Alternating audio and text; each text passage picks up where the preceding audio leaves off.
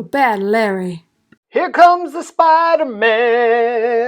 What's up, everyone? Bad Larry here, and today's episode covers the new 2025 The Amazing Spider-Man number 3 from Joe Kelly, Pepe Larraz, and Marte Gracia. I wish the Spider-Man on the cover was bigger here. I think the effect of him being scared of the shadows of the Itsy Bitsy could have been achieved while also displaying the main guy, Spider-Man, in the foreground.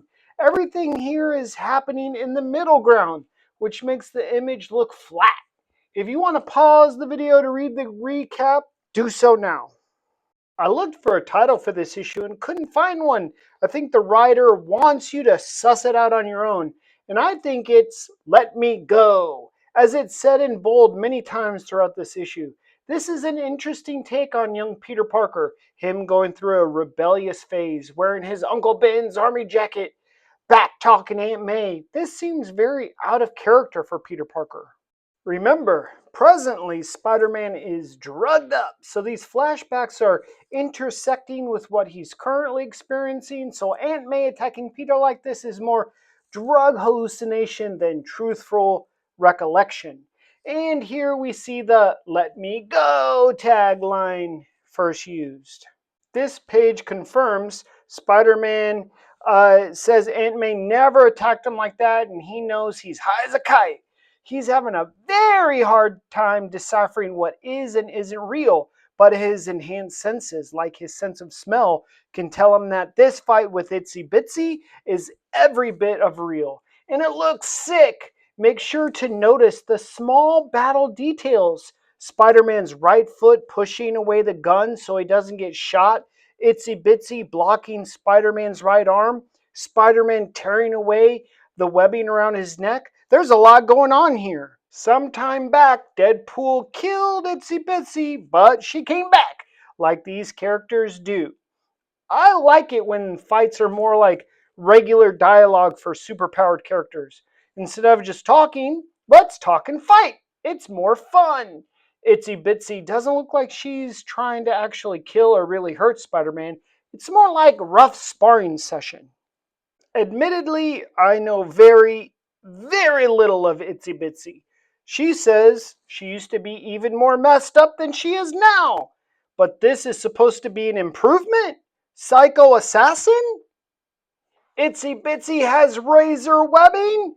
This chick is gnarly, but Spider-Man is a hero first and foremost, and he saves Rhino's nurse and his girlfriend. But I think Shay still got hit. Spider-Man is still battling the side effects of the drugs he was infected with. And funny switcheroo here, Itsy Bitsy is the one with the witty banter while she's tossing Spider-Man around. As Spider-Man flies through the glass pane window, we start to see the carnage Itsy Bitsy has left in her wake. Another flashback showing Peter in his rebellious stage, very cold-hearted, but maybe just more morose, as he's triggered by all the death around him. Itsy Bitsy's target is Rhino, but his impenetrable skin is proving annoying to her. She decides to go through the nose to get the job done. I guess she is fine now. She went and got some shooters, so Rhino is also safe now. Spider-Man is super serious with it, while Itsy Bitsy is more cavalier, more Spider-Man than Spider-Man, and all the while whooping his butt. I like these panels, the darkness, the angles. It feels like a real snapshot.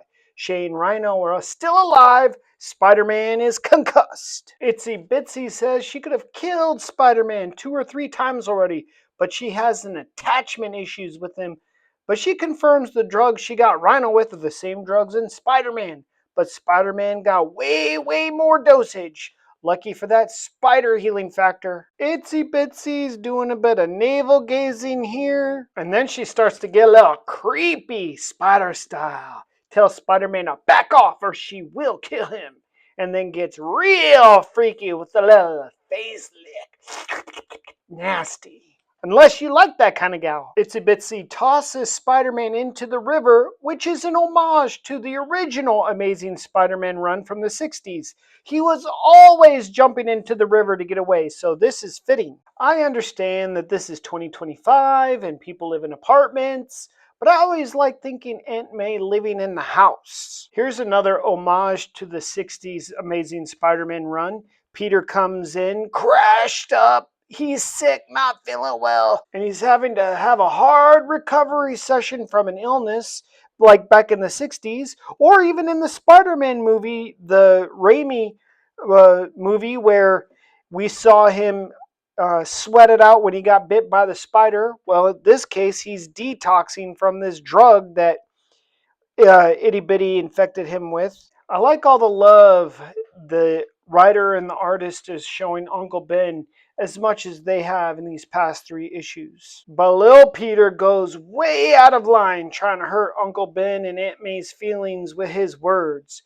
You just never think of Peter having these sort of outbursts as a young man or a teenager. I always picture him very respectful.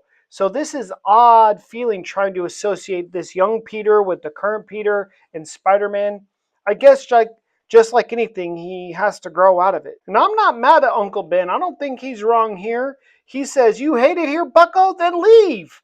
Men, dudes, they are like that. Not very good at dealing with disrespect and ingratitude. But the women, the moms, they're more understanding, more forgiving, more interested in the why. Why would he or she act that way? Trying to understand and use compassion. This is why having both parents in the home are best. The kid gets a balance of masculine energies and feminine energies, and how to deal with both effectively. It makes for a well balanced individual. Spider Man is having Norman Osborn take out the object that is drugging Peter, I believe. I still don't like Spider Man being so open with him, letting him in on all the juicy details of everything. Norman tells Spider Man no more anti drugs. He's going to have to kick this thing cold turkey, which Peter clearly objects to. This coming off the scene where Aunt May is being so very caring, and here Norman is cold and hardcore. It just reinforces the different energies and solutions to problems. Norman says, "Suck it up, Buttercup, kick it cold turkey," but May would pamper and coddle Peter. Both are okay, but too much of one or another will make the person unbalanced. Norman shows Spider-Man a clip of Itsy Bitsy running from a warehouse explosion. The only people who died were staff, so Itsy Bitsy's out there killing a project and anyone who's worked on it. Out of the blue, Norman offers Peter a soda, which kind of triggers his memory, and Peter's big brain goes to the trash can he remembered that was in Rhino's apartment, filled with these same empty soda cans. And now I think he's starting to get it. Maybe he is, maybe he isn't. Spider-Man tells Norman to check up on the cola as a lead on how the drugs are being distributed. And I like the art here. You just can't tell if Norman is really on the up and up or just playing Spider-Man. He still has that devilish grin. I don't have anything against other artists' rendition of Spider-Man, but this is top notch for me. I like to see Spider-Man quite thin, almost skinny, but very cut. It makes it seem real. Spider arms are real skinny. Why make Spider-Man so bulky? A thin Spider-Man is more impressive, makes you wonder where all that power comes from.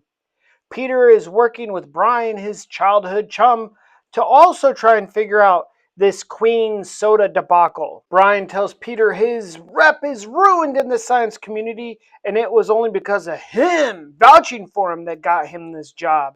It's quite manipulative there, Brian. Brian tells Peter he needs some rest and to bounce. He's going to figure this out and keep him updated, letting his friend determine if there's anything wonky going on with this Queen soda.